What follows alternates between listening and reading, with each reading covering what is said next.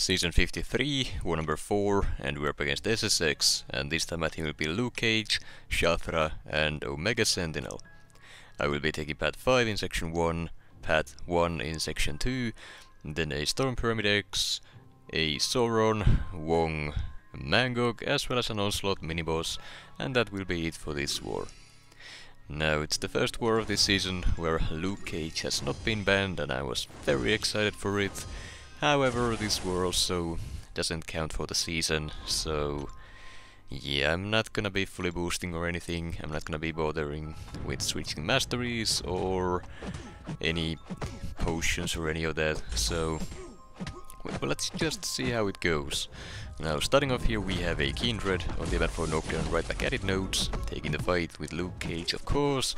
I do have the recoil masteries on due to some arena grinding and or the previous war. At this point I can't remember, but essentially the game plan is to just, well, hit Kindred here until he drops dead. I'm gonna hopefully limit the amount of specials I throw, just to make sure I don't take too much damage from recoil, since, well, I'm not really... It doesn't matter if I die or anything this war, but I'd still like to do my fights properly and just see how I can deal with all these fights without being fully boosted and, well, using the correct masteries for each given fight. Now, for this Kindred, I didn't exactly play it correctly.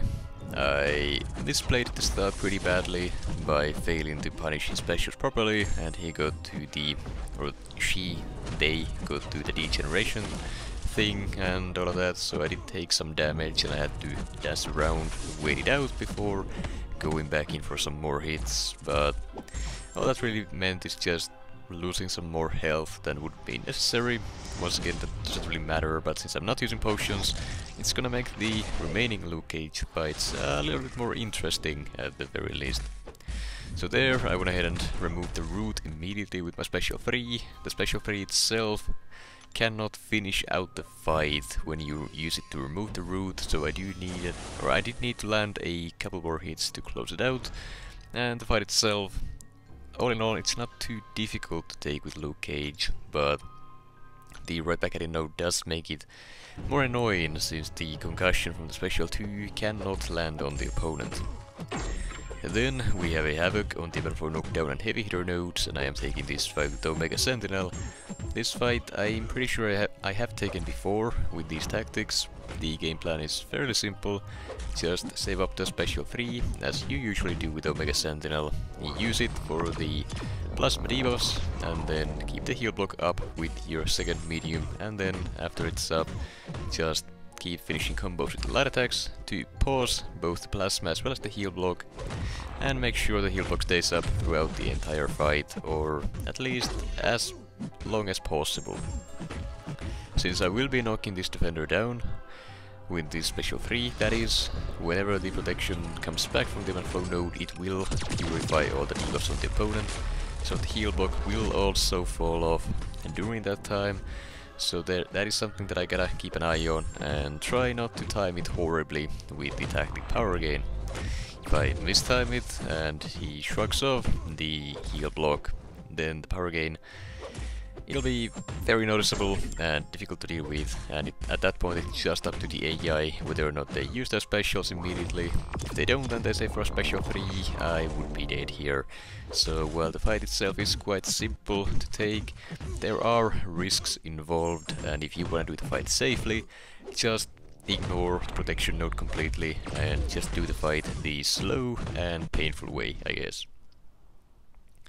Now, the special 3, due to the debuffs it inflicts, will also inflict the passive heal block from the attack tactic, and that does last a little bit longer through the protection coming back, so even though you do lose the heal block debuff, the passive will stay on for a little bit longer, which then gives you some extra time to get another debuff on before the passive expires. All in all, that fight went about as good as it could have. A little bit slow, as usual, I guess, but had I been properly boosted or had this war counted, I'm sure I could have done it faster. Well, naturally, if I'm gonna be running bigger boosts, that is. And then we have a bishop on the Never Back Down node, and I'm gonna be taking this fight with Luke Cage. Luke Cage being a tactic champion with a very easy access to all kinds of debuffs. He should work just fine here, and my game plan is to just push the guy to a special 3 and tank it with Luke Cage's Sig ability, which is underrated. I gotta say, it's very useful. It saves you from any simple mistakes if you miss an intercept or any of that, and it enables some less common playstyles, I guess.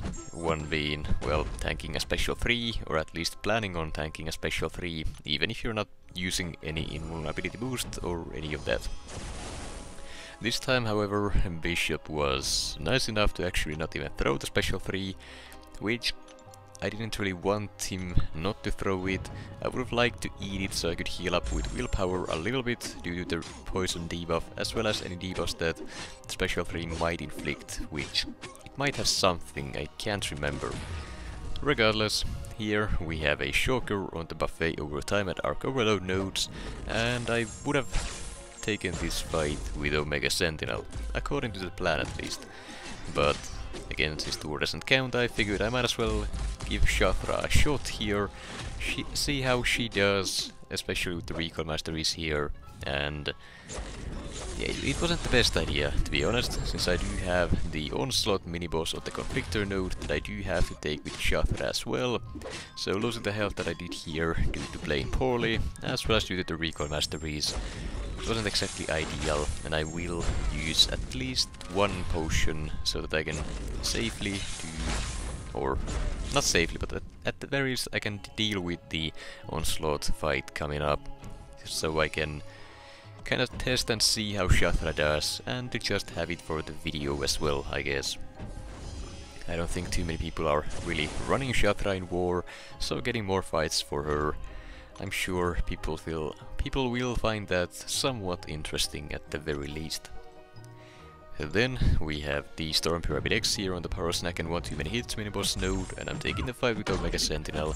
This fight is fairly common, I have taken it and many other defenders on this node quite a few times with Omega Sentinel. The game plan is essentially the same every single time. Use the heal block to shut down the defense tactic, keep it up with the light ending combos, save up the special 3, drop it for the plasma debuffs, and that's all the damage you will need to close out most fights on this node. Now, Storm Pyramid X herself is fairly annoying to fight, but the biggest issue with her is the glancing.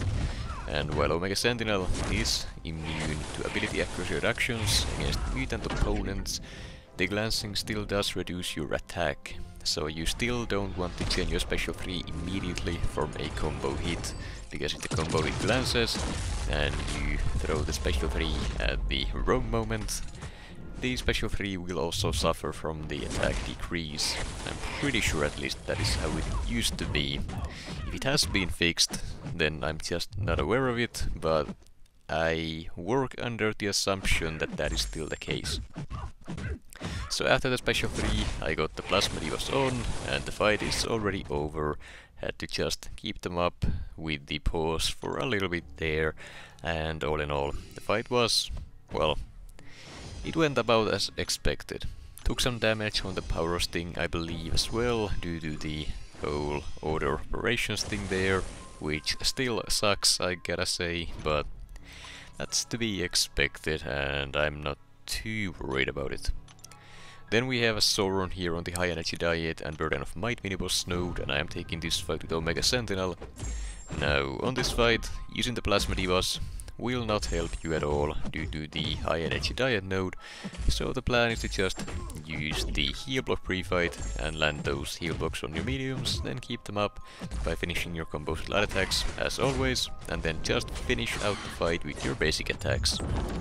Omega Sentinel, well, she doesn't need the specials or the plasmas to be a strong attacker, I would say. She does still have one of the highest base attack ratings in the game, and especially if you're running recoils, yeah, you really don't need anything else except just basic combos, and that's about it. the biggest threat here by far is the defense tactic as well as the unblockable that Sauron has in his base kit. But as long as you know how it works and you can avoid it, as well as fully decks both of his specials, it's not too difficult to deal with. Just gotta manage that heal block so that it will remain up throughout the fight, so you won't get caught with your pants down, I guess, with the tactic power gain. Because if that heal block falls off, the power gain is very potent. You're gonna see what I mean in a future war once I get to recording it, but yeah, it can be pretty bad. Fight went down, I did lose a tiny bit of health, but again it's fine. Just makes the remaining fights more interesting, though it would if I had any more Omega Sentinel fights, which I don't this time around. Next up we have a Wong on the Hazard Shift, Incinerate and Shock mini-boss node along with Aggression Prowess, and I am taking this fight with Luke Cage.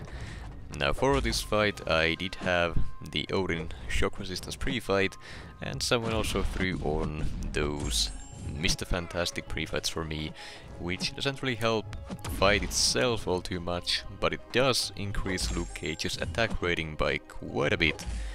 Every unique debuff and every non-unique debuff increases Luke Cage's attack, and well, the Mr. Fantastic pre-fights alone, they increase Luke Cage's attack by 135%, which is a very noticeable increase, I must say. And as you can see, this fight goes down pretty quickly.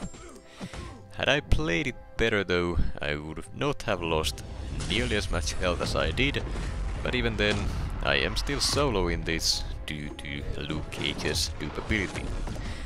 I'm telling you, just being able to tank these special threes, it's so useful, and yeah, it just makes me a lot more confident in the fights that I take when I know that I have the safety net there for whenever I might need it. Overall, I played pretty poorly and I almost got melted by the debuffs, but still managed to close out the fight. Still no deaths on this, well, I guess essentially an off-season war that this is. Then we have the Mangog on the Aspect of Evolution mini-boss node as usual, and I'm taking the fight with Luke Cage. Now once again, I have no pre-fights here to help me, and the boosts, I'm not really running any. I think I had some smaller ones on that were expiring, just because I had no other use for them.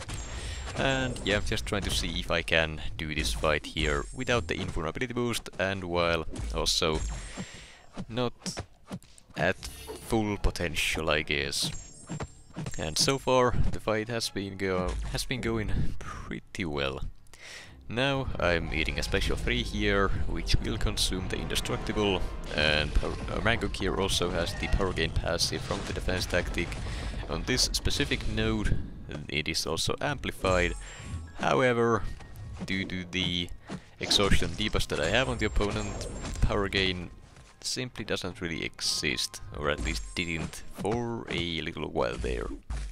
Now the Aspect of Evolution itself will work to bypass the reductions you get from exhaustion, which is unfortunate, but as you can see here, it doesn't really make a difference. If I was boosted with the invulnerability boost, I would simply eat 2 more special 3s without taking any damage, but even then, it really isn't necessary. As you saw, Luke Cage does have the damage to close out the fight by only eating a single special 3 as is. So next time I take the fight I might skip out on the invulnerability boost, but now that I say it out loud, that's probably not a good idea, since if the fight goes wrong and I happen to eat a heat early on, I'll suffer from the consequences. So yeah, ignore that, I'm not gonna do that. Then we have the final fight of the war, an Onslaught on the Conflictor and Combat Issue Prowess mini-boss node, and I am taking the fight with Shathra. For this specific fight, I did go ahead and remove the recoil masteries, and I also threw in a single health potion on Shathra, just to see what she could do without simply dying to a single mistake early on in the fight by being dumb. The reason, or the main reason I took the recoil masteries off, is because Shathra does benefit quite well from the Mystic Dispersion mastery. It enhances her power steal, which means you don't have to consume as many of the wasps with your heavy charge, and that means you get more damage faster with your special 2s. So it is a very important mastery for her, and my recoil setup does not have it. So for this fight I wanted to see what Shathra can do under normal circumstances, barring the proper boosts, I guess. And so far she has been doing well for this specific fight. One more special here and the fight would be over. Even with the special 1 it should be enough, but I decided to save for the special 2, and there he goes. The fight lasted just over a minute, and yeah, Shathra feels very good to play, even against these not so ideal matchups. As for the results, we did end up winning this war 8-99. But, as we all know, this war does not count, so the results really don't make a difference.